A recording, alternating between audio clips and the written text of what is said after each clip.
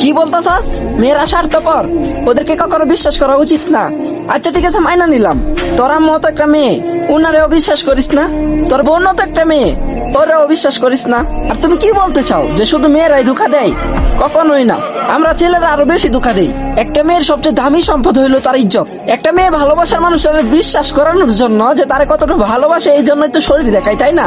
আর ওই জিনিসগুলারে আমরা রেকর্ড কইরা তারপরে আবার ওই মানুষটারে ব্ল্যাকমেল করি। একটা মেয়ে যখন তোমার সাথে কথা বলতে চায় না, তখন তুমি তার মাগি বলো। আর যদি ওই জিনিসটাই তোমার বোন করে, তাহলে তুমি বলো হ্যাঁ আমার বোন অনেক ভালো, কারণ সে ভালো একটা ফ্যামিলির। আর যে কিনা অন্য বাড়ির মেয়ে, সে কি ভালো না নাকি? আচ্ছা মাইনা নিলাম যে কোনো মেয়ে একটা ছেলের সাথে কথা বলতে রাজি হয়ে গেছে, কিন্তু তারপরে যদি ছেলেটা ওই মেয়েটার পছন্দ করে, মেয়েটা যদি ওই ছেলেটার পছন্দ না করে, তাহলে তার কি খারাপ বলতে হইব? ভাই শুন, কোন মেয়ের চরিত্রের উপর আঙুল উঠানোর আগে একটা কথা চিন্তা করিস, তোর বাড়িতেও কিন্তু মা বোন আছে।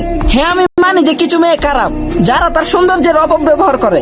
তার মানে এটা না যে দুনিয়ার প্রত্যেকটা মেয়ে খারাপ। তুমি নিজে যেমন কোন জিনিস চুজ করার আগে সবচেয়ে বেস্ট যেটা এটাই চুজ করো, তাহলে তাদের অধিকার আছে নিজের বেস্টটা চুজ করার। মাথার মধ্যে যদি গোবর ভর্তি না থাকে, তাহলে আমার কথাগুলো বুঝতে পারবা।